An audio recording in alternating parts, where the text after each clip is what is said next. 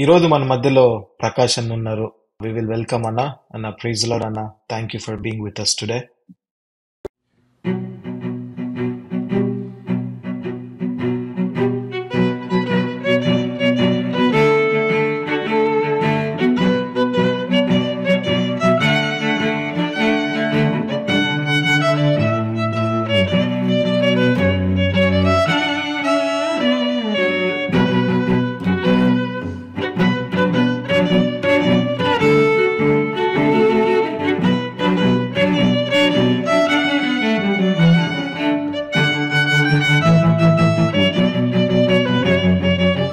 Praise the lord అండి.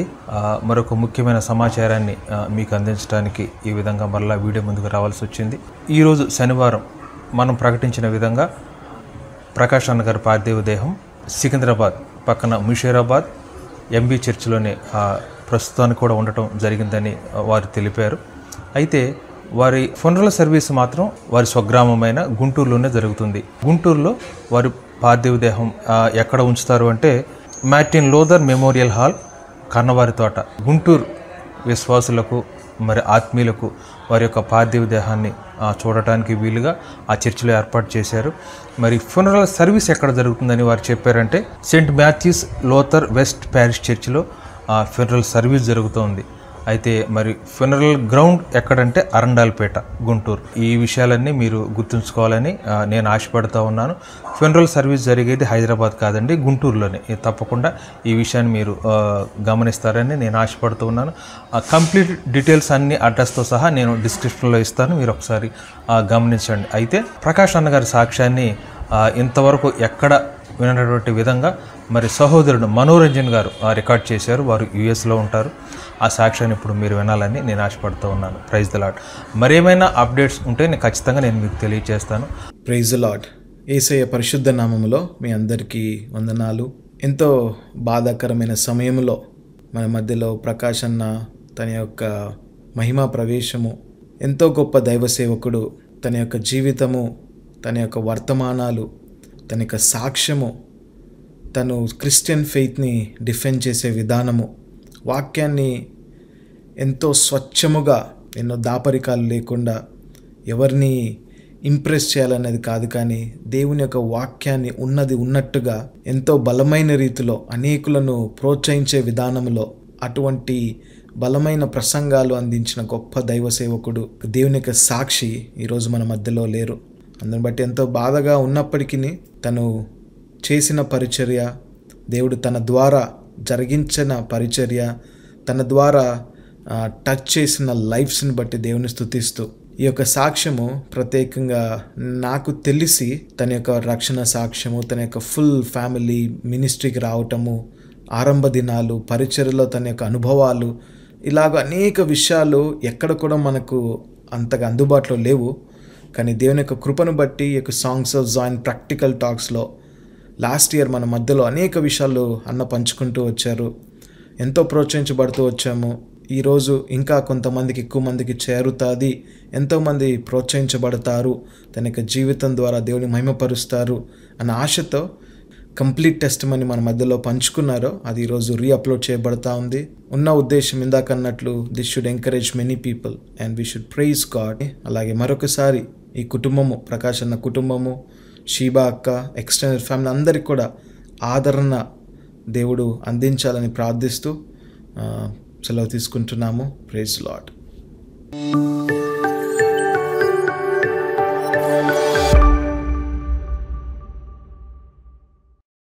Praise Lord everyone.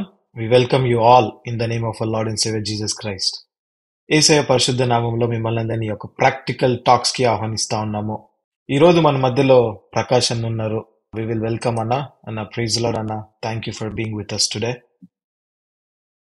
Praise lord Manoranjan. వీక్షకులందరికీ కూడా వందనాలు. యేసుక్రీస్తు వారి శుభప్రద నామంలో నాకు ఈ ప్రివిలేజ్ ఇచ్చినందుకు, మీరు నన్ను ఇలాగా పిలిచి ఇలాగా నాతో సంభాషిస్తున్నందుకు కూడా మీకు వందనాలు మనోరంజన్. థ్యాంక్ యూ అన్న. నిజంగా చెప్పాలంటే ఐ బీన్ ట్రైయింగ్ ఫర్ అన్న ఫర్ లాస్ట్ 2-3 years నుంచి, but in his time God makes everything possible. So ఈరోజు అన్న మన మధ్యలో ఉన్నారు. తన యొక్క సాక్ష్యాన్ని మనం వినబోతా ఉన్నాము. చాలా మందికి నేను అన్నను పరిచయం చేసిన అవసరం లేదు. Is well known in Telugu Christendom. ఒక బైబిల్ టీచర్ గా, సువార్థికులుగా, ఎవెంజలిస్ట్ గా, అపోలజిస్ట్ గా. So is a well known preacher. So God is using mightily. So ఈ రోజు తన యొక్క వ్యక్తిగత సాక్ష్యము, పరిచర్య అనుభవాలు, అలాగే దేవుడు తన యొక్క జీవితంలో ఎటువంటి కార్యాలు చేస్తా ఉన్నాడు, ఎవరు అన్నని ప్రభావితం చేస్తా వచ్చారు ఇన్ని రోజులు, తన యొక్క పరిచర్యలో ఎలా కొనసాగుతా ఉన్నారు, ఈ విషయాలు మనం తెలుసుకోవడానికి ప్రయత్నిద్దాము. బట్ బిఫోర్ వి స్టార్ట్, దేవుని యొక్క సన్నిధి, దేవుని యొక్క సహాయాన్ని కోరుకుందాము. దయచేసి ప్రార్థనలు నాతో పాటు ఏకీభవించండి. Let us pray, then we will directly ask questions to Anna and we'll hear from him. దయచేసి ప్రార్థనలో ఏకీభవించండి. Let us pray. పరలోకమందున్న గొప్ప తండ్రి, రాజాతి రాజా, ప్రభులకు ప్రభువా, నిజమైన దేవా, మారని మార్పు చెందని మీ యొక్క గొప్ప ప్రభువా, ఈ యొక్క ప్రత్యేకమైన సమయంలో మీ యొక్క దయగల పాదాల చెంతకు రాగలుటకు మాకు ఇచ్చిన ధన్యతను బట్టి మీకు వందనాలు. ఈ యొక్క songs of join practical talks ద్వారా ఎన్నో కాన్వర్జేషన్స్, ఆ యొక్క కాన్వర్జేషన్స్ లో ప్రభా మీరు మీ యొక్క సేవకులతో, మీ యొక్క బిడ్డలతో ఎలా ప్రభా వారిని ప్రోత్సహిస్తూ, వారిని బలపరుస్తూ ప్రభా వారు ఒక ప్రాక్టికల్ క్రిస్టియన్ లైఫ్ ని వాక్యానుసారంగా ఎలా కలిగి ఉండగలుగుతున్నారు, వారు తీసుకునే యొక్క ప్రాక్టికల్ స్టెప్స్ ఏంటి, అలాగే తండ్రి వారి యొక్క జీవితంలో మీ యొక్క మంచితనం ఏంటి, మీ యొక్క ప్రణాళికలు ఏంటి, అవి తెలుసుకొని మేము ప్రోత్సహించబడుతూ మిమ్మల్ని మహిమపరచుటకు తండ్రి మాకు ఇచ్చిన యొక్క తరుణాలను బట్టి మీకు వందనాలు ప్రభా. ఈరోజు ప్రకాశనని ప్రభా మా మధ్యలో తీసుకొచ్చినారు. తన యొక్క వ్యక్తిగత జీవితాన్ని బట్టి, పరిచర్యను బట్టి, కుటుంబ జీవితాన్ని బట్టి తను మీకు వందనాలు. వారిని ప్రభా అనేకులకు ఆశీర్వాదంగా ఉంచుతూ ప్రభా మీ యొక్క పనిముట్టుగా అనేకుల కొరకు వాడుకుంటూ వస్తున్న విధానం బట్టి మీకు వందనాలు. ఈరోజు ప్రభా మేము ఎన్నో విషయాలు తెలుసుకొని ప్రోత్సహించబడాలని, మిమ్మల్ని మహిమపరచాలని ఆశిస్తున్నాము. మీరు మా మధ్యలో ఉండండి. ఏ ప్రశ్న అడగాలి, ఏ జవాబు ఇవ్వాలి ప్రభా, సమస్తము తండ్రి మీకు ఆధీనంలో ప్రభా మీరు మహిమ పొందమని ప్రభా వేడుకుంటూ, ఎవరైతే వింటున్నారో, వీక్షిస్తున్నారో, వినబోతున్నారో, వీక్షించబోతున్నారో వారిని ఆస్వాదించండి. వారికి ఉన్న అక్కడి కొలది వారితో మీరు మాట్లాడండి. ఈ యొక్క పరిచర్య యొక్క ఉద్దేశము మీరు సఫలపరచమని వేడుకుంటూ, కేవలము మీకు మాత్రమే మహిమను తీసుకొస్తూ ప్రభా యొక్క చిన్న ప్రార్థన యేసయ్య పరిశుద్ధ నామములో ప్రార్థించి అడిగి వేడుకుంటున్నాం తండ్రి. Amen. Amen. Amen. Praise lord everyone. I know we are here from అన్న దగ్గర నుంచి విందామని ఆశిస్తా ఉన్నాము. So with much further due I will request అన్న to share his personal experiences. అన్న, మొదటిగా అన్న, నేను చాలా క్లుప్తంగా మీ గురించి ఇంట్రడక్షన్ ఇచ్చాను. So if I ask you to give your personal introduction, మీ యొక్క ఫ్యామిలీ బ్యాక్గ్రౌండ్, ఎక్కడి నుంచి ఎటువంటి డిఫరెంట్ మినిస్ట్రీస్ చేస్తా ఉన్నారు, ఒక క్లుప్తమైన ఇంట్రడక్షన్ మీ దగ్గర నుంచి. Yeah, Manoranjan, first of all, I should thank you for giving me this privilege of speaking to our Christian brothers and sisters, particularly Telugu క్రైస్తవ లోకాన్ని ఉద్దేశించి మాట్లాడడానికి ఈ ప్లాట్ఫామ్ మీరు ఇచ్చినందుకు ప్రభువుని స్తుతిస్తూ మీకు కృతజ్ఞత చెల్లించుకుంటున్నాను. Thank you so much. అయితే జనరల్ గా ఈ సాక్ష్యాలు చెప్పడము, ఈ నా బ్యాక్గ్రౌండ్ చెప్పడము సాధ్యమైనంత అవాయిడ్ చేస్తాను నేను, ఎందుకంటే ఇది కొంచెం వేరేగా వెళ్తోంది ఈ నేటి ప్రపంచంలో, క్రైస్తవ ప్రపంచంలో. సో వ్యక్తిగత స్థాయిలో వ్యక్తుల్ని హైలైట్ చేసుకోవడానికి జరుగుతుంది కనుక వీక్షకులు నన్ను మన్నించాలి. అవసరం కొద్దీ మాత్రమే మాట్లాడుతున్నామని మీరు గ్రహించాలి. సో ఇది చెప్తున్నప్పుడు don't look at me, look at God. ప్రభువుని చూడండి. ఒకవేళ ఏదైనా ఒక ఘనత ఉంటే అది ప్రభు ఇచ్చినది అని మీరు గ్రహించాలని నేను కోరుతున్నాను.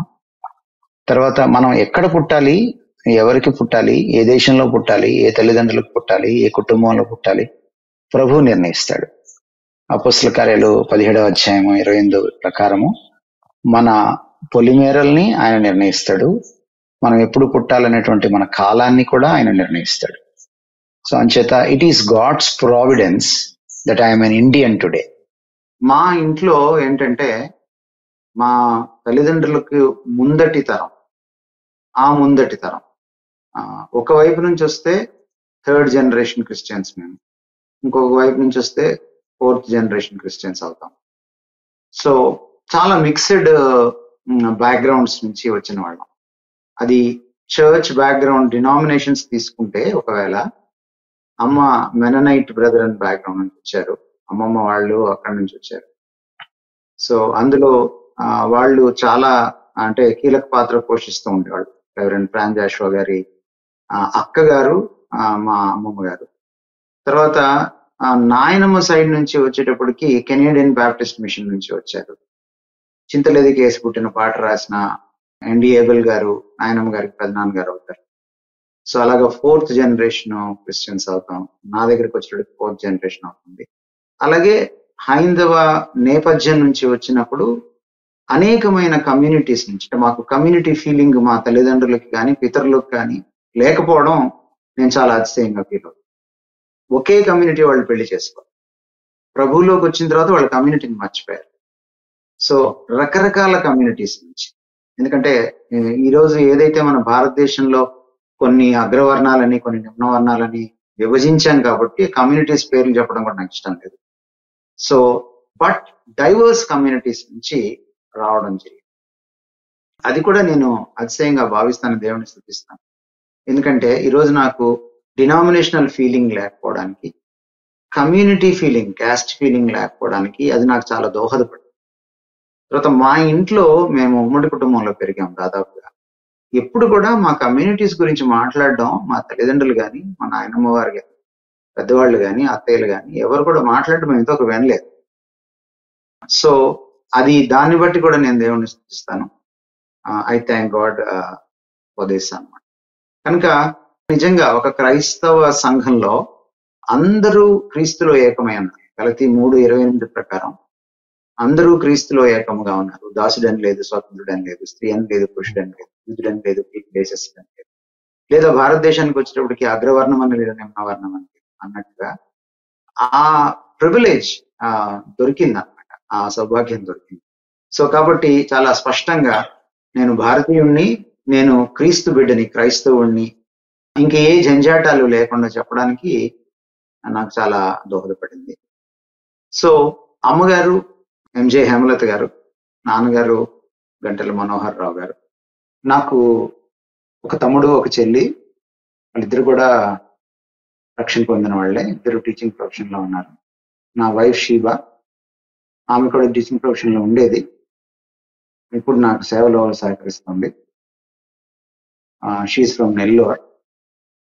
అండ్ తనకు కూడా వాళ్ళ తాతగారు కూడా సంఘంలో చాలా ప్రముఖ పాత్ర వహించిన వారు, జార్జ్ గారు, రిటైర్డ్ తహసీల్దార్. సో ఇది మా ఫ్యామిలీ బ్యాక్. అన్న కొంచెం can you explain more what was your salvation experience? ఎలా క్రీస్తుని మీ యొక్క సొంత రక్షకుగా అంగీకరించారు? దాని తర్వాత జరిగిన మీ యొక్క జీవితంలో what are the changes that you have seen after being saved? Actual గా గుంటూరుకి మేము ఎండాకాలం సెలవులకు వచ్చేవాళ్ళం. 10th క్లాస్ వరకు, నేను దాదాపుగా 10th క్లాస్ వరకు, అమ్మగారు నాన్నగారు ఆఫ్రికా వెళ్ళిపోయేంత వరకు కూడా అమ్మతో పాటే ఉండి నెల్లూరు జిల్లాలో ఆవిడకి ఎక్కడికి ట్రాన్స్ఫర్ అయితే అక్కడ మేము ప్రభుత్వ పాఠశాలల్లోనే చదివేవాళ్ళం. నాకు తెలిసి 1వ తరగతి కొద్ది కాలము ఇంగ్లీష్ మీడియంలో చదివాను. ఆ తర్వాత ఇంగ్లీష్ మీడియం చదివేటువంటి భాగ్యం కూడా నోచుకోలేదు, ఎందుకంటే దాదాపుగా పల్లెటూరులోనే గవర్నమెంట్ టీచర్స్ ఉండేవాళ్ళు. సో ఆ పరిస్థితుల్లో ప్రతి ఎండాకాలం సెలవులకి గుంటూరు వచ్చేవాడు, నాయనమ్మ గారి ఇంటికి వచ్చేవాడు.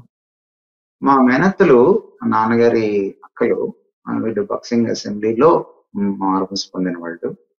1950s లో బాక్సింగ్ గారు తన సేవారంభంలో గుంటూరు వచ్చినప్పుడు దాదాపుగా ప్రథమ ఫలాలు ఆయన పరిచర్యలో వీళ్ళు ప్రథమ ఫలాలు ప్రభులోకి వచ్చిన వాళ్ళు. ఆ విధంగా మా కుటుంబం వాళ్ళ ద్వారా బాక్సింగ్ అసెంబ్లీకి బాగా అటాచ్డ్ గా ఉండేవాళ్ళు. సో నేను తత్ఫలితంగా మేము పిల్లలు అందరం కూడా, అంటే మా తల పిల్లలు, మా పెద్దనాన్న పిల్లలు అందరం ఉండేవాళ్ళు. దాదాపుగా మేము ఎక్కువగా బాక్సింగ్ అసెంబ్లీ సండే స్కూల్కి వెళ్ళాము. సో అలా వెళ్తూ వెళ్తూ VBS కి, ముఖ్యంగా VBS టైంకి అటెండ్ అవ్వాలి. VBS చాలా బాగా జరిగేది, వొకేషన్ బైబిల్ స్కూల్. సో ఆ ఎండాకాలం సెలవుల్లో జరిగేటువంటి, ఆ ఏడాది ఎండాకాలం సెలవుల్లో జరిగిన VBS కి వెళ్ళడం, అనుకోకుండా అక్కడ మరి సండే స్కూల్ టీచర్స్ చెప్పినటువంటి బైబిల్ కథల ద్వారా, అందులోని నీతి పాఠాల ద్వారా ప్రభులోకి రావడం, అదే రోజున చివరి రోజు అదే VBS లో సాక్ష్యం కూడా చెప్పడం నాకు బాగా గుర్తు. అయితే ఆ తర్వాత మళ్ళీ నేను నెల్లూరు వెళ్ళిపోవడం, మళ్ళీ అమ్మ ఎప్పుడైతే 10th క్లాస్ లో వెళ్ళిపోయారో ఆఫ్రికాకి, వాళ్ళు అక్కడ ఉద్యోగాలు చేయడానికి, సో మళ్ళీ ఇక్కడికి రావడం, మళ్ళీ బక్సింగ్ అసెంబ్లీకి అటాచ్ అవ్వడం జరిగింది. అయితే వెళ్తూ ఉన్నాను, వాక్యం వింటూ ఉన్నాను, కానీ లోతైన అనుభవం ప్రభుత్వం లేదు.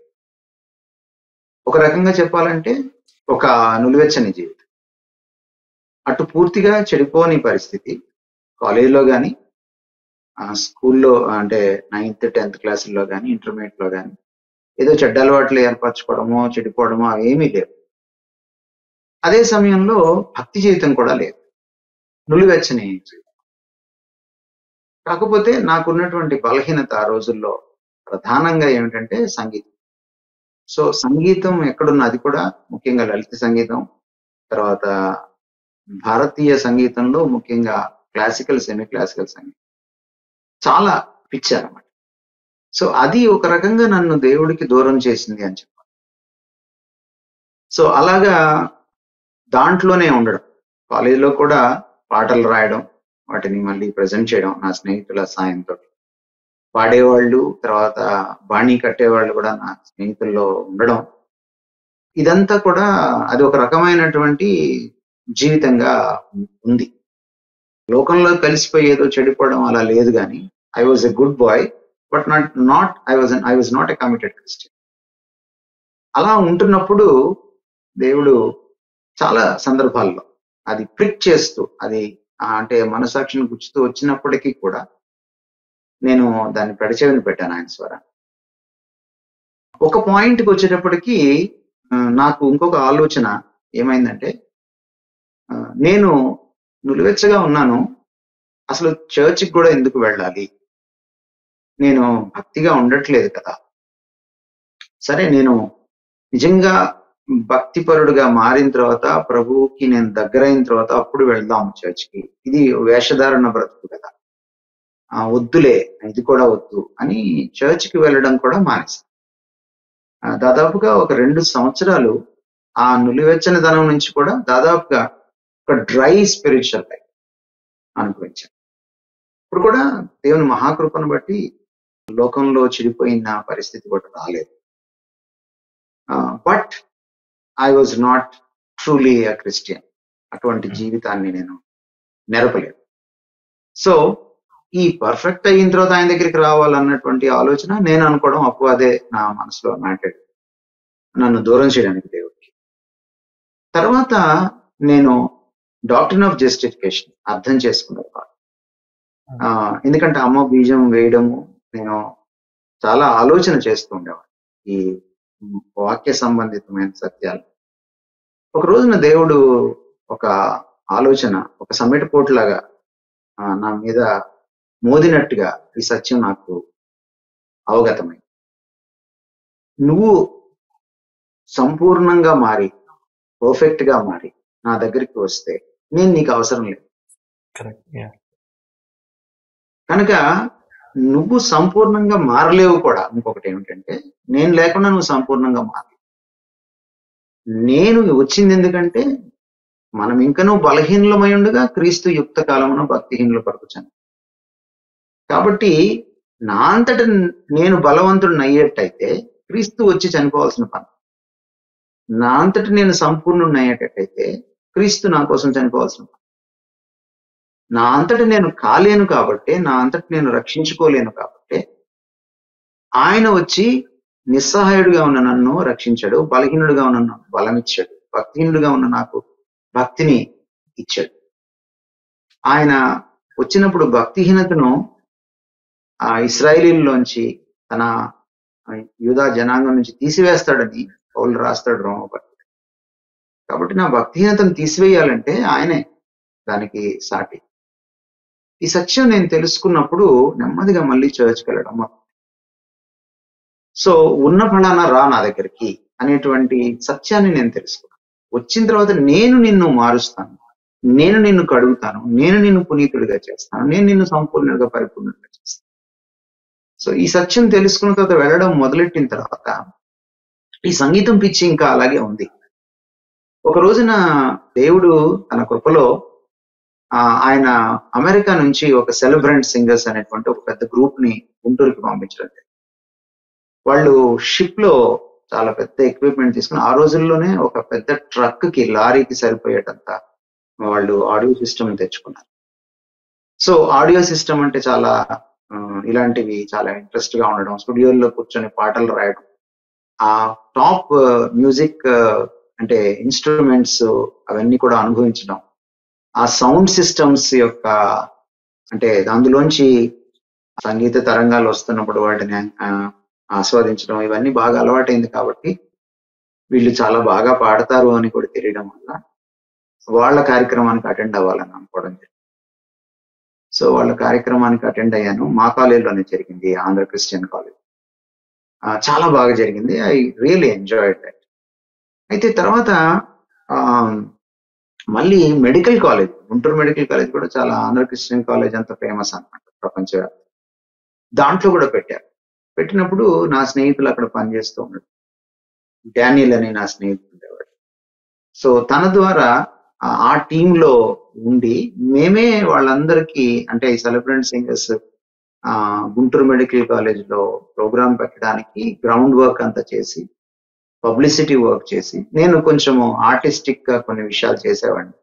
సో పోస్టర్స్, ఆ రోజుల్లో ఈ ఫోటోషాప్లు ఇవన్నీ లేవు, పోస్టర్స్ చేయడానికి ఇవన్నీ చేసి మాన్యువల్ గా చేశాం. సో అలాగా చాలా కీలక పాత్ర పోషించాల్సి వచ్చింది. పోషించిన తర్వాత ఇంటికి వెళ్ళి స్నానం చేసి వచ్చి మళ్ళీ మీటింగ్ లో కూర్చున్నాం.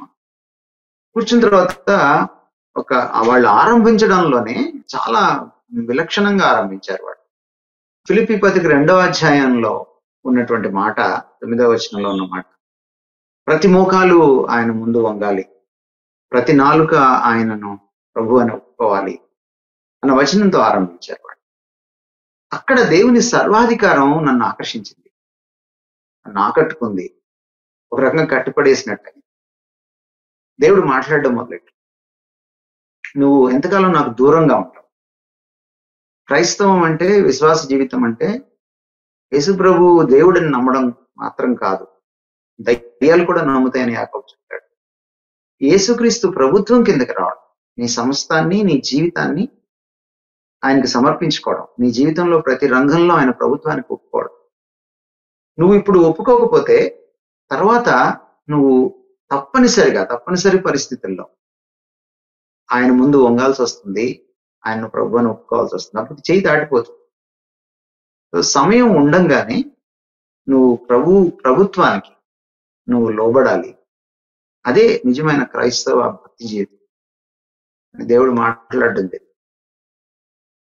తర్వాత వాళ్ళు చెప్పిన అక్కడ ఒక జాజిస్ట్ వచ్చాడు. ఆ జాజిస్ట్ వచ్చినప్పుడు ఆయన was a doctor. I think ఆయన ఫ్రాన్స్ నుంచి వచ్చినట్టున్నారు. రకరకాల దేశాల వాళ్ళు అందులో ఉన్నారు. ఆయన టెస్టిమనీ చెప్పాడు, అది కూడా చాలా టచింగ్ గా నాకు అనిపించింది.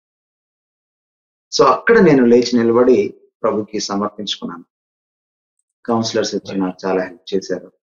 సో ఆ విధంగా నేను ప్రభువులోకి రావడం జరిగింది. అది దాదాపుగా my 20th year are 21st year జరిగింది.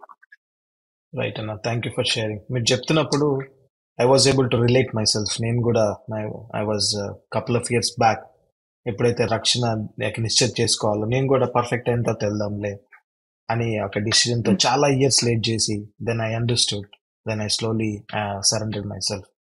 ఐ నో చాలా మంది యవనస్తులు కూడా ఈ యొక్క జర్నీలోనే వెళ్తా ఉంటారు అని నాకు మీది కూడా చెప్పిన తర్వాత అర్థమైంది.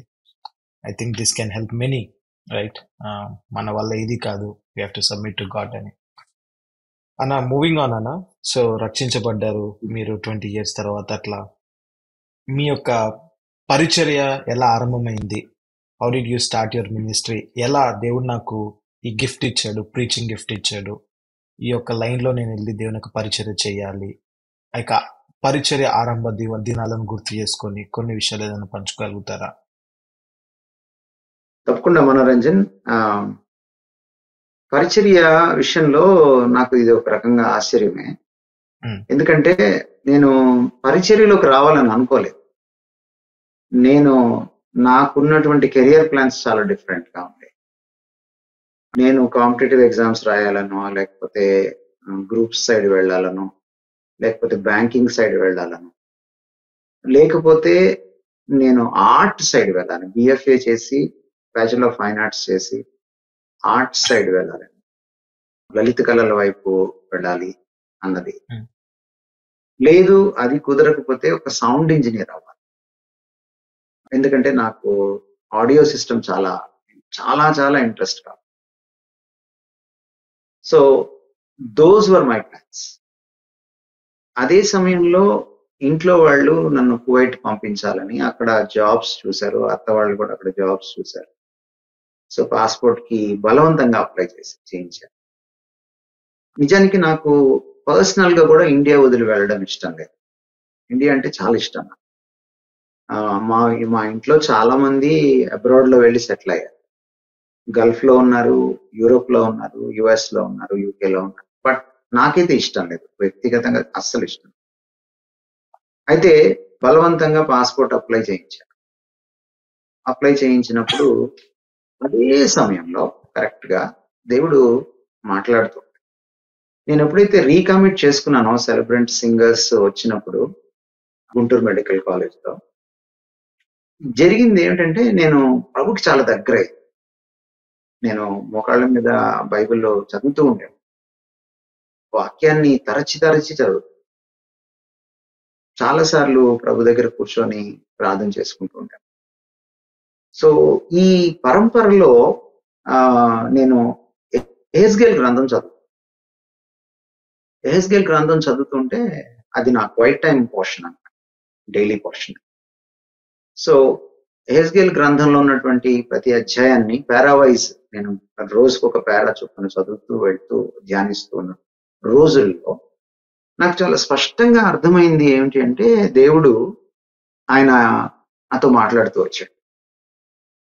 పుస్తక ఆరంభంలోనే మనం చూస్తే 2వ అధ్యాయంలో ఆయన అంటాడు, నరపుత్రుడా నీవు చక్కగా నిలవబడు, నేను నీతో మాట్లాడవాలి. సో నేను అటెన్షన్ పే చేయడం మొదలెట్టాను, దేవుడు ఏం మాట్లాడుతున్నాడు. అప్పటి నుంచే నాకు వాక్యం ద్వారా దేవుడు మాట్లాడతాడు కన్విక్షన్ ఉండింది. సో ఆయన మళ్ళీ చూస్తే ఈ పుస్తకం చదువుతూ ఉంటే ఆయన తన పుస్తకం ఒకటి ఇచ్చి భుజించమని చెప్పడం ఈ పుస్తకంలో నాకు ఆ మాట చూసినప్పుడు చాలా ఇంత ఆశ్చర్యంగా నాకు అనిపించింది. 2వ అధ్యాయంలో 10వ వచనం నేను చదువుతున్నాను.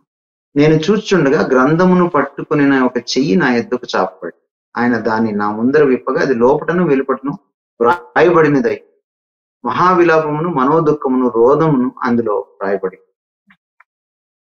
మరియు ఆయన నాతో 3వ అధ్యాయంలోకి వెళ్తే నాతో ఇలాగ సెలవిచ్చిన, నరపుత్రుడా నీకు కనబడిన దాన్ని భక్షించు, ఈ గ్రంథమును భక్షించి.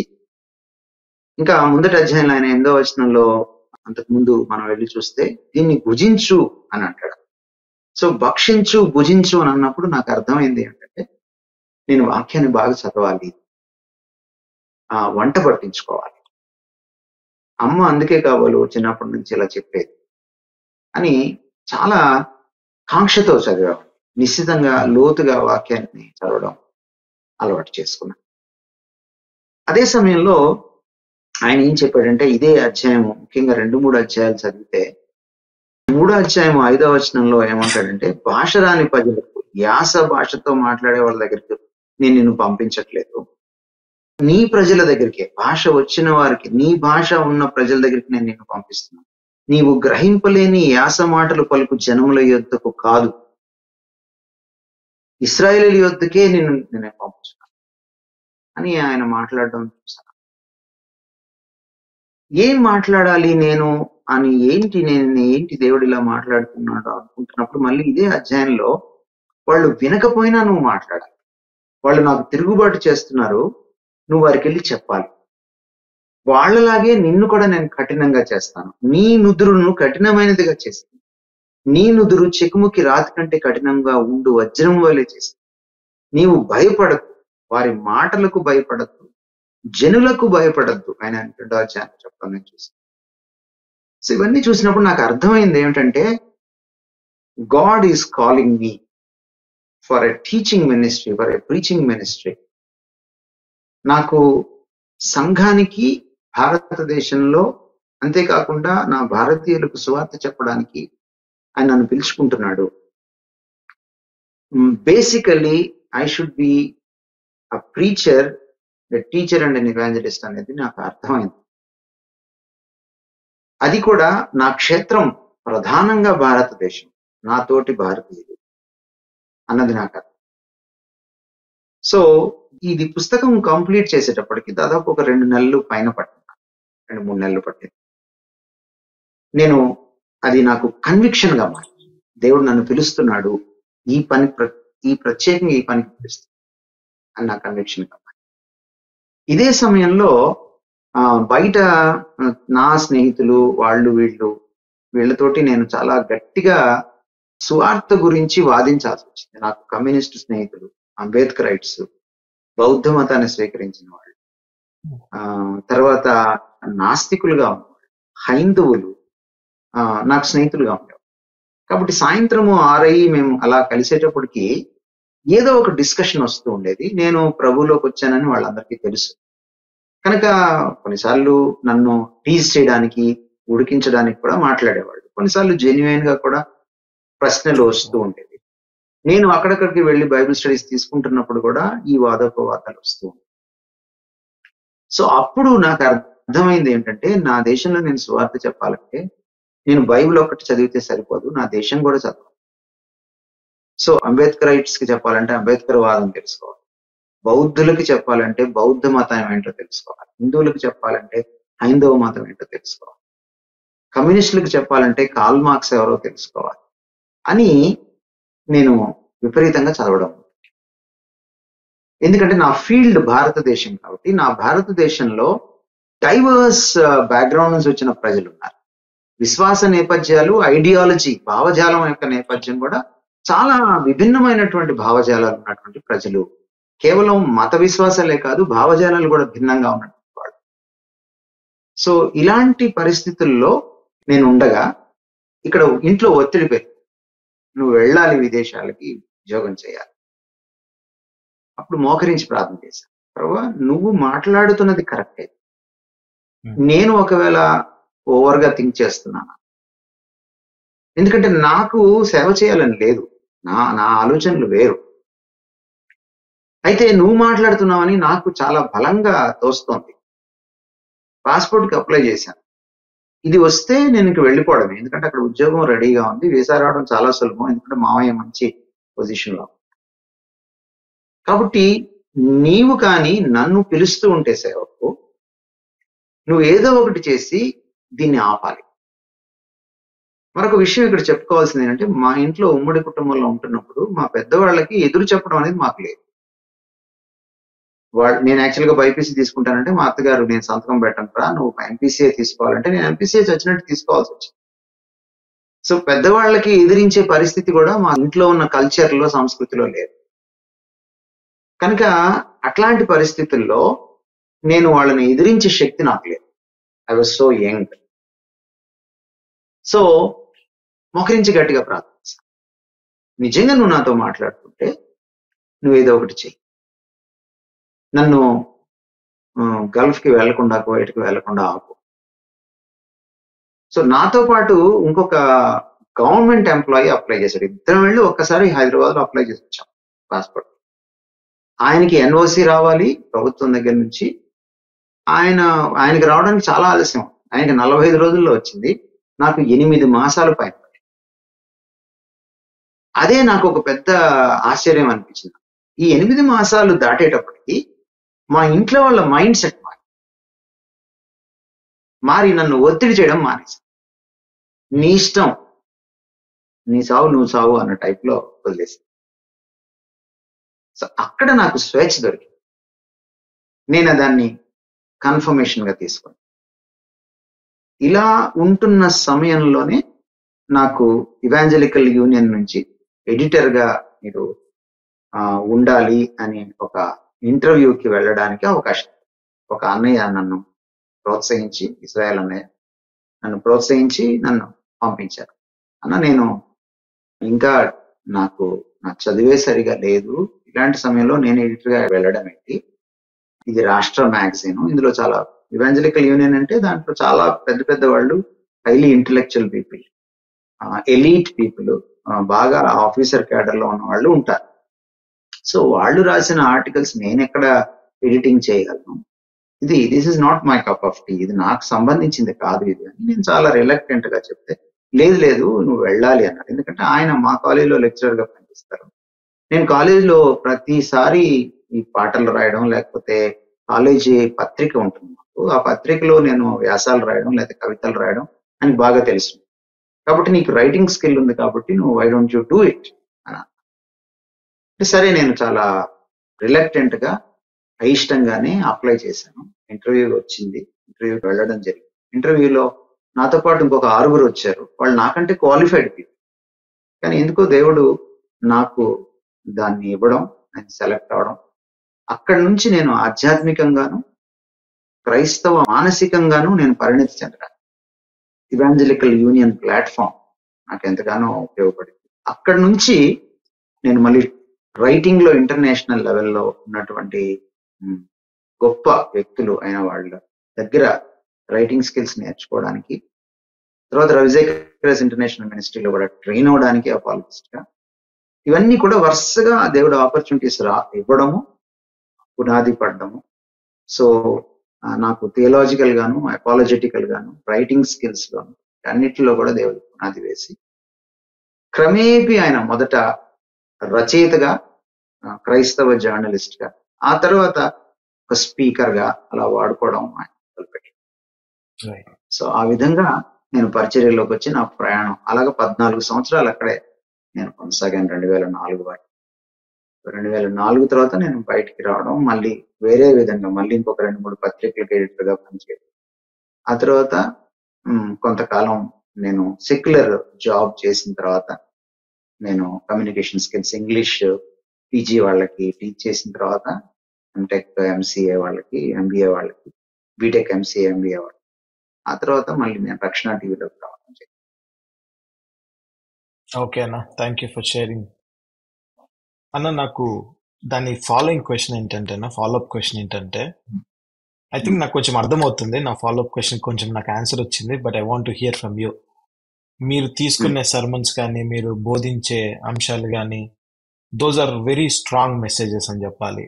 దోస్ ఆర్ ఏమంటారు అంటే backed up by facts, historical facts కానీ, బిబ్లికల్ ఫ్యాక్ట్స్ తో పాటు ఆ యొక్క మెసేజ్ ని చాలా స్ట్రాంగ్ గా, అలాగే ఎలా కమ్యూనికేట్ చేస్తే అన్ని డిఫరెంట్ లెవెల్స్ ఆఫ్ పీపుల్ కి అర్థమవుతుందో ఆ విధంగా మీరు బోధిస్తూ ఉంటారు. So I want to ask you ఏంటి అంటే, మీరు రిఫర్ చేసే డిఫరెంట్ సోర్సెస్ ఏంటి, అలాగే ఎనీ సజెషన్స్, ప్రాక్టికల్ సజెషన్స్ రాబో రోజుల్లో, అలాగే యవనస్తులు వాక్యపు ఈ యొక్క అర్థం చేసుకొని వాళ్ళ యొక్క ఆపర్చునిటీస్ లో ఒక ఎఫెక్టివ్ మేనర్ లో ఎలా కమ్యూనికేట్ చేయొచ్చు, వాక్యాన్ని బోధించవచ్చు? Yeah, thank you for asking this question Manoranjan. ఇది ఓవర్ నైట్ వచ్చింది కాదు. ఇక్కడ 2 విషయాలు. ఒకటి ప్రభువు ఇవ్వడం, ప్రభువు వరంగా ఇవ్వడం ఒకటి. ఇది మన గొప్పతనం కాదు, మన ఘనత కాదు. రెండవది మన వైపు నుంచి హోంవర్క్, శ్రమ, కృషి చేయడం. అంటే ఆయన వరం ఇచ్చినప్పుడు ఆ వరాన్ని మనం ప్రజ్వలింప చేసుకోవాలని ఉంది. తిమోతికి రాస్తూ పౌలు ఆ మాట చెప్పాడు. తలాంతులు ఇచ్చినప్పుడు ఆ తలాంతుని మనము అధికం చేసుకోవాలి, మల్టిప్లై చేసుకోవాలి. కాబట్టి ఒకటి ప్రభువు ఇవ్వడం, ఇంకొకటి దానికి తగ్గ కృషి, శ్రమ, పరిశ్రమ చేయడం. ఇవి 2 నా జీవితంలో జరగడానికి ప్రభు కృపనిచ్చాడు. ఆయన వరంగా ఇచ్చినది కూడా కృపావరమే. నేను దాన్ని కృషి చేసుకుని సాధన చేసుకోవడానికి ఇచ్చిన క్రమశిక్షణ కానీ, ఆ దుగ్ధ కానీ, కాంక్ష కానీ, అది కూడా ఆయన కృపే. ఈ 2 కూడా నేను ఆయనకే ఘనత ఆపాదించగలను చాలా స్పష్టంగా. నేను ఒక పాయింట్ లో వచ్చినప్పుడు మొట్టమొదట నేను బైబిల్ తర్వాత చదివిన పుస్తకాలు ఏమిటంటే ఏడబ్ల్యూ టోజర్ గారి పుస్తకాలు, ఆ తర్వాత చార్ల్స్ స్పర్జన్ గారి పుస్తకాలు. కొంచెము నేను ఎస్టర్ ఇయర్స్ కి సంబంధించి, అంటే దాదాపు 19వ శతాబ్దము, 18వ శతాబ్దం, 17వ శతాబ్దం సంబంధించిన భక్తుల వాళ్ళ రచనలు చదువుతుంటాను. సో ఇవి చదువుతూ ఉన్నప్పుడు నాకు ఒక ఆలోచన వచ్చింది. ఏమిటంటే, వాళ్లకు నాకు ఒక దేవుడే కదా, ఇద్దరి జీవితాల్లో, హృదయాల్లో ఆలయంగా చేసుకొని నివసిస్తున్నవాడు ఒక పరిశుద్ధాత్ముడే. సో అదే నిజమైతే నువ్వు నన్ను ఒక వాక్య ప్రబోధకుడిగా పిలుచుకున్నావు కనుక, ఒక సువార్థికుడిగా ఉండడానికి భారతదేశంలో పిలుచుకున్నావు కనుక, నాకు నువ్వు సేమ్ దేవుడు అయితే, అంటే టోజర్ దేవుడు, స్పర్జన్ దేవుడు, నా దేవుడు ఒక్కటే అయితే, ప్రభువా నువ్వు నాకు ఆ జ్ఞానం ఇవ్వు, నాకు ఆ జ్ఞానం వరం అని అడిగాను. అదే సమయంలో బయట నా ఫ్రెండ్స్ చాలా మంది క్యారిస్మాటిక్ దీంట్లో ఉండేవాళ్ళు, భాషలు మాట్లాడుతూ ఉండేవాళ్ళు. నేను చాలా వరకు వాళ్ళతో డిఫర్ అవుతూ ఉండేవాడు, వాళ్ళతో ఏకీభవించేవాడు.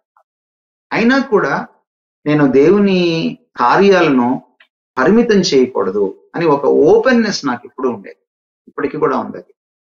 సో అందువల్ల నేను భాషల వరం కూడా ఇవ్వమని అడిగాను.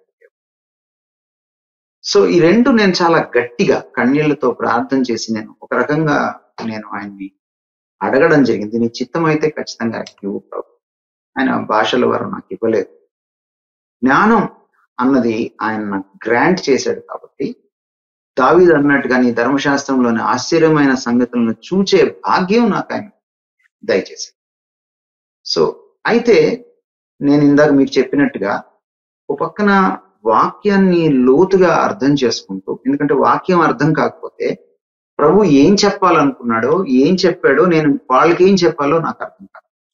ఎందుకంటే యెహెజ్కేలు గ్రంథంలో ఆయన ఏం చెప్పాడంటే, నేను నీతో మాట్లాడాలి, నువ్వు చక్కగా నిలవబడు, నేను నీకు చెప్పిన వాటిని జాగ్రత్తగా విను, వాటిని తీసుకెళ్లి వారికి చెప్పు అన్నాడు.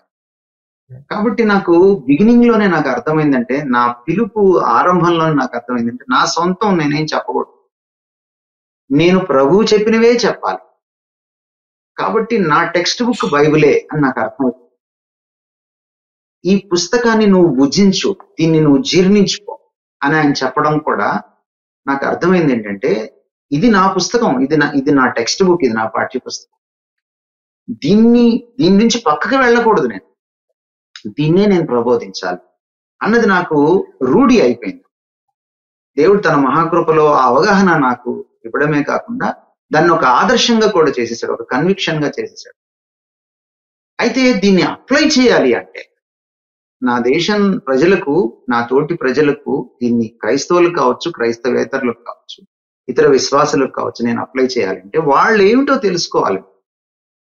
కనుక అక్కడ కూడా నేను కృషి చేయాలి.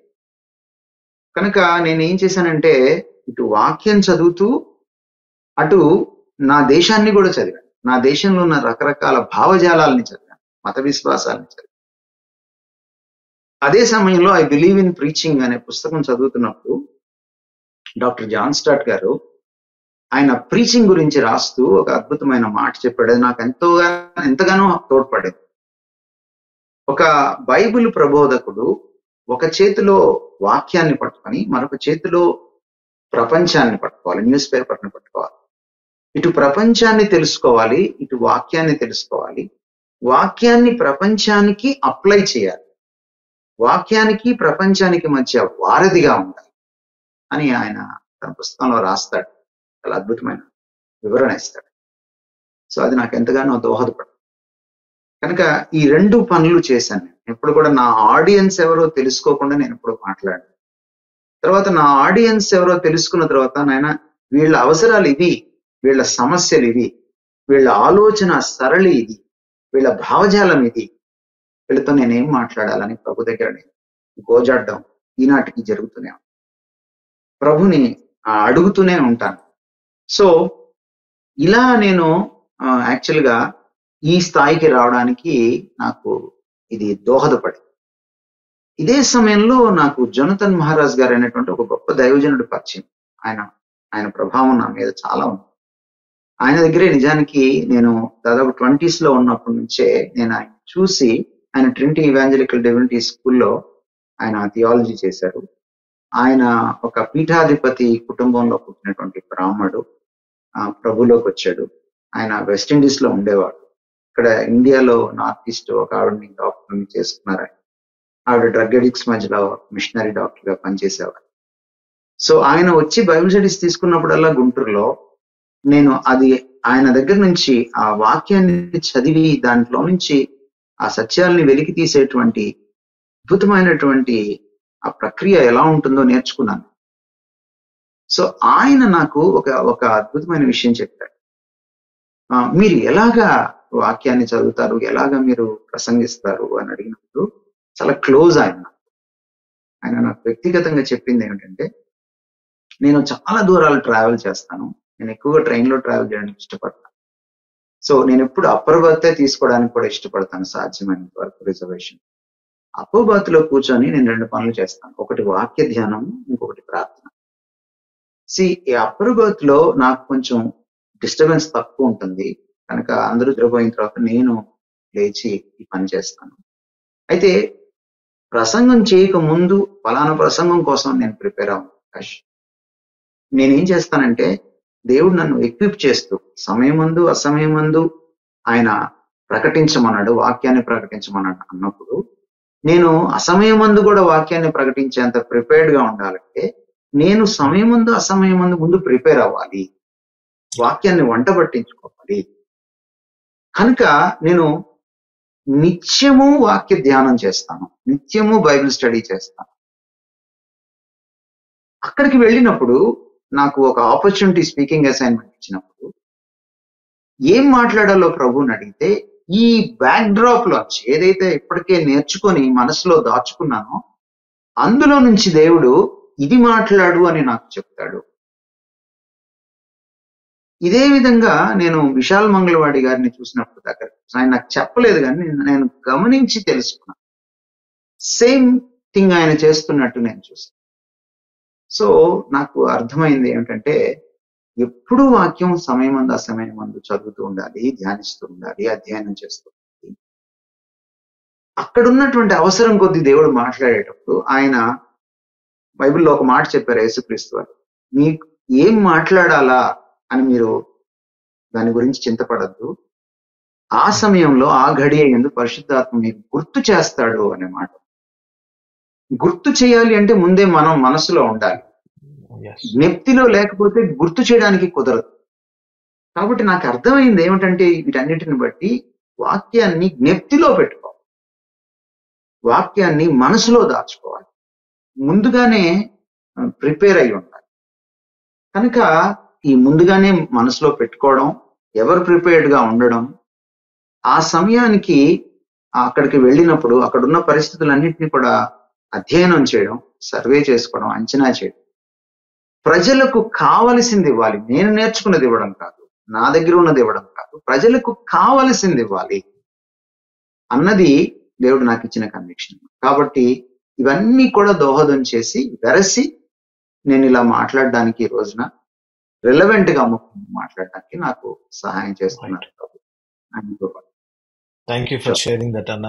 చాలా ప్రాక్టికల్ గా చెప్పారు అన్న. దానికి ఇంకా ముందుకెళ్తే అన్న, ది అదర్ క్వశ్చన్ ఏంటంటే, మీరు అంటే it's reality that God is using you so much.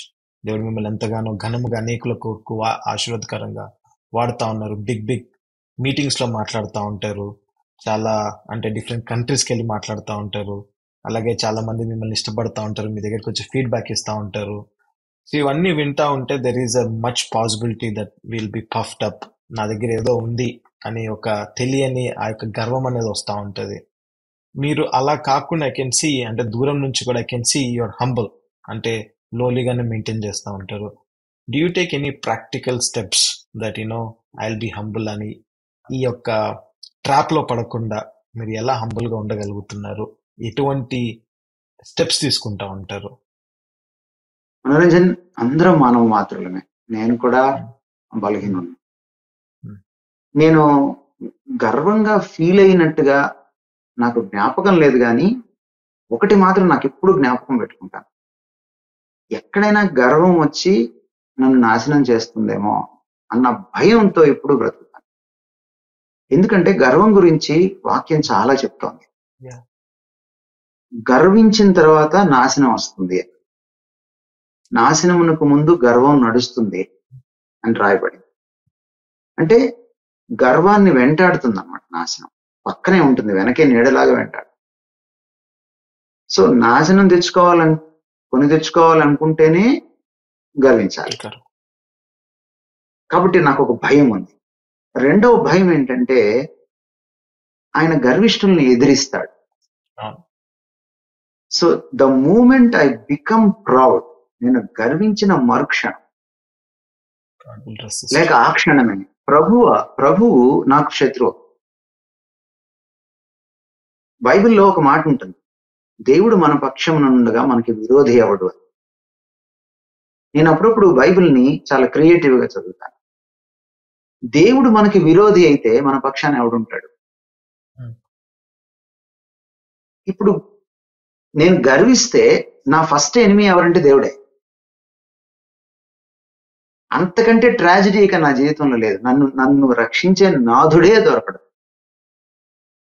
So నేను కోరుకునేది దేవుడి దగ్గర ఎప్పుడు ఏంటంటే, నాకు మనుషులు శత్రువులైనా పర్లేదు, ఇంట్లో వాళ్ళు శత్రువులైనా పర్లేదు, ఎవరు నా చేయి విడిచిపెట్టినా పర్లేదు, but you should be my friend, నన్ను విడిచిపెట్టద్దు. సో నేను ఈ భయంతో ఈ రోజుకి కూడా బ్రతుకుతున్నాను. ఎక్కడ దేవుడు నాకు శత్రువు అయిపోతాడు నేను గర్విస్తే. సో నేను చాలా భయంతో ప్రతిసారి స్టేజ్ ఎక్కేటప్పుడు కానీ, లేకపోతే యూట్యూబ్ లో మాట్లాడేటప్పుడు కానీ, ఏదైనా దేవుడు ఒక గొప్ప ఆలోచన నాకు ఇచ్చినప్పుడు కానీ, లేక మీరు అన్నట్టుగా కొంతమంది అభిమానించే వాళ్ళు వచ్చి పొగడ్త చేసినప్పుడు కానీ, సాధ్యమైనంత వరకు నేను దాన్ని ఖండిస్తూ వస్తున్నాను. కొన్నిసార్లు ఖండించినప్పుడు వాళ్ళు బాధపడుతున్నారు, కానీ అట్లీస్ట్ నేను గర్వించకుండా ఉండడం కోసం అది నాకు ఎంతో హెల్ప్ చేస్తుంది. సో ఆ జాగ్రత్త పాటిస్తున్నాను నేను. తర్వాత ఇంకొకటి ఏమిటంటే, నేను చెప్పవలసిన విషయము, మీరు క్లుప్తంగా అడిగారు కాబట్టి, నా బలహీనతలు ఏంటో నాకు తెలుసు. నా లేమి, నా చాలనితనం ఏంటో నాకు తెలుసు. బయట చాలా మందికి నేను చాలా గొప్పగా కనిపించినా ఆ లోపల నా బలహీనత ఏమిటో, నా చేతకానితనం ఏంటో, నా చాలనితనం ఏంటో నాకు తెలుసు. I know it. ఉదాహరణకి నేను చాలా పిరికివాడిని నేను చిన్నప్పుడు. కానీ దేవుడు నన్ను నా ఎర్లీ 20s లో తన సేవకు పిలిచినప్పుడు ఏజ్కేల్ గ్రంథం ద్వారా ఇంకోటి ఏం మాట్లాడంటే, నువ్వు భయపడకు, జడియకు అని చెప్పాడు. సో నేను దేవుడిని అడిగాను, జ్ఞానంతో పాటు నాకు ధైర్యం ఇవ్వమని. అందువల్ల ఈరోజు వేల మందితో నేను మాట్లాడడానికి, చాలా గట్టిగా కొన్ని విషయాల్ని మాట్లాడడానికి, భయపడకుండా సత్యాన్ని మాట్లాడడానికి కారణం ఏంటంటే, ఈ పిరికి వాడిని దేవుడు ధైర్యవంతుడు చేశాడు. It's only God, but for God నేను ఇది చెయ్యలేని పని, నాకు చేతగానిది ఇది. దేవుడు లేకపోతే నాకు ఇది చేతగాని. ఒక ఉదాహరణ మాత్రం చెప్తున్నాను. సో ఇంకొకటి ఏంటంటే, జ్ఞాపక శక్తి పెద్ద లేదు నాకు. అది ఇంకొక బలహీనత ఉండేది. కానీ ఈ రోజు నా వాక్యం గుర్తుపెట్టుకోవడానికి చాలా విషయాలని నేను నా సెర్మన్స్ ని కూడా నేను రాసుకోను. జస్ట్ 4 ముక్కలుగా రాసుకుంటాను అంతే. నేను ఒక గంటన్నర మాట్లాడాలంటే ఒక 4 లేకపోతే 5 పదాలు అక్కడ ఉంటే చాలు. సో దానికి కారణము కూడా ప్రభువే. సో ఒక గుర్తుపెట్టుకోలేని వాడికి, మతిమరుపు గాడికి, ఒక పిరికి వాడికి ఈ రోజున ధైర్యము, జ్ఞానము, నెత్తి దేవుడు ఇచ్చాడు అంటే, ఇది కేవలము ఆయన కృప, ఆయన శక్తి, ఆయన నన్ను సమర్థవంతుడిగా చేశాడు. కనుక ఈ సత్యము బయట వారికి తెలియదు, నాకు తెలుసు. కనుక గర్వించడానికి ఆస్కారం లేదు. సో ఇవి నాకు హెల్ప్ చేస్తున్నాయి గర్వించడానికి. అప్పటికీ ఎక్కడైనా పడిపోతానేమోనని ప్రార్థన చేసుకుంటూ ఉంటాను, ప్రభువా హెల్ప్ మీ అని. సో నా ఆశ ఏంటంటే, చనిపోయేంత వరకు ఈ గర్వంలో పడకూడదు. ప్రభువునే హైలైట్ చేయాలి, ఆయన మహిమపరచాలి, ఆయన్ని చూపించాలి. థ్యాంక్ యూ అన్న. ది అదర్ క్వశ్చన్ అన్న, మీరు ఇందాక మీ ఆన్సర్ లో కూడా 2-3 మెన్షన్ చేస్తూ వచ్చారు, ఒక దైవజనులు మిమ్మల్ని ఎలా ఇన్ఫ్లుయెన్స్ చేశారు అని. ఒక 2-3 నేమ్స్ మళ్ళీ చెప్పాలి. ఒక దైవజనులు మిమ్మల్ని ప్రభావితం చేసిన వాళ్ళు క్లుప్తంగా ఎలా ప్రభావితం చేశారు, వాళ్ళ దగ్గర నుంచి మీరు ఏం నేర్చుకున్నారు? చాలా మంది ఉన్నారు. నేను ఒక్కొక్కరికి ఒక్కొక్క విషయం చెప్పి ముందుకు వెళ్ళిపోతాను, ఎందుకంటే క్లుప్తంగా మీరు చెప్పమన్నారు కాబట్టి. మొట్టమొదటి దైవజనుడు, నన్ను ఇన్ఫ్లుయెన్స్ చేసిన దైవజనుడు ఏడబ్ల్యూ టోజర్. ఆయన నేను ఎప్పుడు చూడలేదు. ఆయన ముందుగానే పరమపదించారు. కానీ ఆయన పుస్తకాలు చదువుతున్నప్పుడు నేను దేవుని పట్ల రోషము, సత్యం పట్ల కాంక్ష, దేవుణ్ణి ప్రేమించాలన్నటువంటి ఒక దుగ్ధ నాలో ఏర్పడింది. నేను పరలోకంకు వెళ్ళిన తర్వాత మొట్టమొదట ప్రభువు తర్వాత చూడవలసిన వ్యక్తి ఎవరైనా ఉంటే అది ఏడబ్ల్యూ టోజర్. సో ఆయన పుస్తకాల ద్వారానే నాకు ఇంగ్లీష్ కూడా చాలా థియాలజీయే కాదు, ఇంగ్లీష్ కూడా చాలా. సో ఆ విధంగా ఆయన నన్ను డివోషన్ టు క్రైస్ట్, క్రీస్తే క్రీస్తే క్రీస్తే, ఇంక వేరేది కాదు అనే విషయంలో ఆయన నన్ను చాలా ఇన్ఫ్లుయెన్స్ చేశారు. ఆ తర్వాత థియాలజీని అర్థం చేసుకోవడంలో, దాన్ని చాలా లాజికల్ గా అర్థం చేసుకోవడంలో సిఎస్ లూయిస్ నాకు చాలా హెల్ప్ చేశారు. థియాలజీని సింప్లిఫై చేసి ఇతరులకి చెప్పడం, కాంప్లెక్స్ ఐడియాస్ ని పామర్లకు సైతం అర్థమయ్యేటట్టుగా చెప్పే విషయంలో నాకు doctor R C Sproul and doctor Norman Geisler, వీళ్ళిద్దరు పుస్తకాలు, వాళ్ళ రచనలు నాకు చాలా హెల్ప్ చేశాయి. తర్వాత క్రీస్తులో ఉన్నటువంటి ఆ గొప్ప జీవనం ఎంత గొప్పదో తెలుసుకొని దాన్ని ఇంకా ప్రాక్టికల్ గా ఆస్వాదించడానికి నాకు ఒక క్లారిటీ ఇచ్చిన వారు డెలస్ విలార్డ్. ఆయన ఇంకొక థియాలజీ. తర్వాత భారతదేశాన్ని నేను చదవాలి, భారతదేశాన్ని నేను అర్థం చేసుకోవాలి, దాని కొరకు నాలో ఒక తృష్ణను రేపినవాడు, ఆ భారతదేశాన్ని ఈ కళ్ళద్దాల్లోంచి చదవాలి, ఇలా చదవాలి అని నాకు ఒక అద్భుతమైన సహాయం చేసిన వారు డాక్టర్ విశాల్ కోటి. ఆ విషయంలో నేను ఆయనకు కొనపడేది. తర్వాత యేసుక్రీస్తుని అంతిమంగా ప్రేమించాలి, వాక్యంలో విషయాల్ని వాక్యంలోంచి మాత్రం, నా ఆలోచనలు అందులో పెట్టకూడదు, అందులోంచి నేను బయటికి వెలికి తీయాలి. ఈ విషయాల్లో నాకు హెల్ప్ చేసిన వాళ్ళు నాకు జోనతన్ మహారాజ్, ఇందాక నేను చెప్పిన. వీళ్ళే కాకుండా నేను ఈవ్లో ఉన్నప్పుడు బ్రదర్ ఈవాన్స్ గారు, డేవిడ్ రాజ్ కుమార్ గారు, వీళ్ళ జీవితాలు, వీళ్ళ యొక్క బోధనా విధానం నాకు ఎంతగానో వాళ్ళు, డేవిడ్ రాజ్ కుమార్ గారు సింప్లిఫై చేసి ఎక్స్ప్లెయిన్ చేసేటువంటి ఆయన ఆ న్యాచురల్ టీచింగ్ టాలెంట్ నన్ను ఎంతగానో ఆకట్టుకుంది. అలాగే ఇవాన్స్ గారు ఏ విషయం ఇచ్చినా దాన్ని ఎంతగానో రీసెర్చ్ చేసి దానికి ఆ సబ్జెక్ట్ కి న్యాయం చేసేటువంటి ఆయన ఆ అంకిత భావం, అది నాకు ఎంతగానో హెల్ప్ చేసింది. ఇలాగా అనేకులు నాకు నా జీవితంలో ముద్ర వేశారు, నాకు ఎంతో ప్రభావం చూపించారు. వాళ్ళ దగ్గర నేను నేర్చుకున్నాను. సో వన్ ఫైనల్ క్వశ్చన్ అన్న, ఈ రోజుల్లో ఈ క్రైస్తత్వంలో what you think is missing in today's Christianity? ఈ రోజు ఉన్న క్రైస్తత్వంలో ఏమి లోపిస్తుంది, ఏమి మిస్ అవుతుంది అని మీకు అనిపిస్తూ ఉంటుంది? ఒక మాటలో చెప్పాలంటే వాక్యం తెలియకపోవడం, biblical illiteracy. Even theological college లో చదువుకుని వచ్చిన వాళ్ళకు కూడా వాక్య లోతు లేకపోవడం, తత్ఫలితంగా ప్రబోధకుడికి, పాదిరి గారికి అది లేకపోవడం, కొంతమంది ఉన్నా కూడా దాన్ని కాంగ్రిగేషన్ కి చెప్పకపోవడం. కనుక యేసుక్రీస్తు వారు యోహాను సువార్త 20వ అధ్యాయంలో ఒక పాస్టర్ గారికి అప్పగించిన పని ఏంటంటే, నా గొర్రెలను మేపు. అది so one of the most important roles a pastor can play in a church. Pastor గారు చేయగలిగిన గొప్ప పని ఏమిటంటే, ఆయన గురుతర బాధ్యత ఏంటంటే తన గొర్రెల్ని వాక్యంతో మేపాలి. ఇది ఈ రోజున జరగట్లేదు నేటి క్రైస్తవం. స్టోరీలు చెప్తున్నారు, లేకపోతే మీకు అవి వస్తాయి ఇవి వస్తాయి తాయిలాలు ప్రకటిస్తున్నారు. యేసు ప్రభులోకి వస్తే ఏదో జరిగిపోతుంది, అంతా మంచి జరిగిపోతాయి, కన్నీళ్ళన్నీ పోతాయి, కష్టాలన్నీ పోతాయి, రోగాలన్నీ పోతాయి అని చెప్తున్నారు. కొంతమంది అయితే అసలు రోగం వస్తే నువ్వు క్రైస్తవుడివే కాదని చెప్తున్నారు, అబద్ధాలు.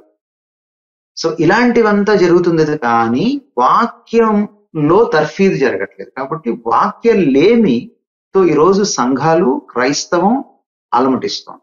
తత్ఫలితంగా ప్రభు ఎవరో తెలియట్లేదు.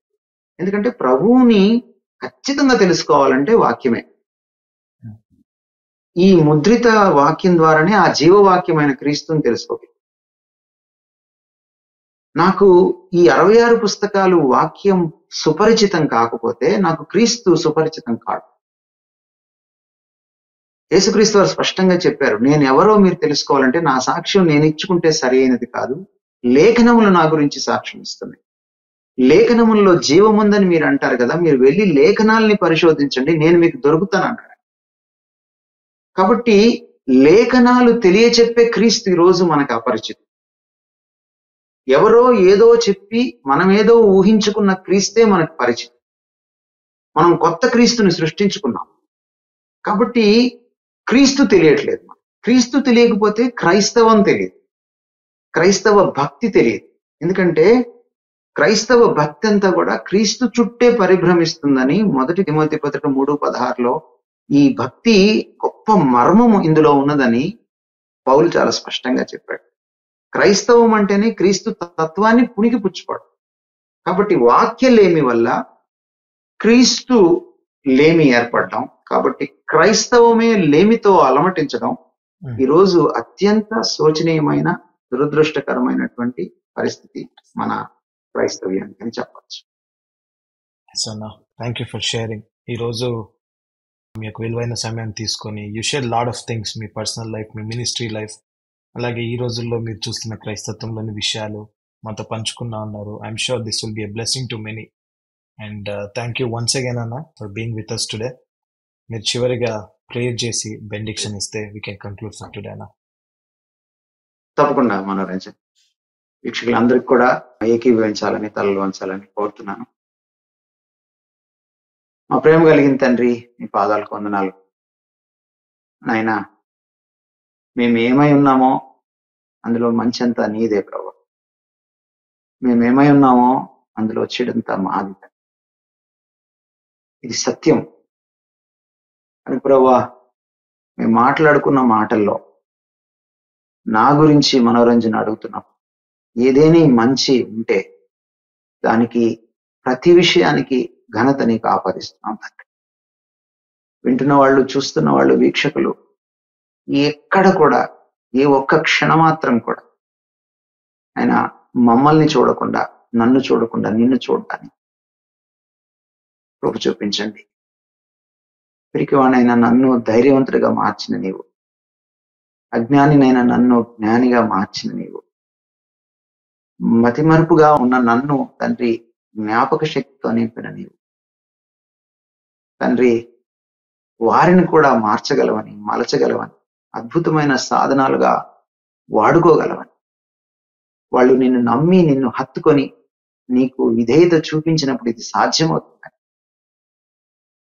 వినమ్రంగా నీ చేతుల్లో ఒదిగిపోయినప్పుడు, నీ బలిష్టమైన చేతి కింద ఉన్నప్పుడు నీవు తగిన సమయంలో హెచ్చిస్తావని ఆయన అందరూ తెలుసుకోవడానికి, నిన్ను మాత్రమే మహిమపరచడానికి కృప చూపించాలి.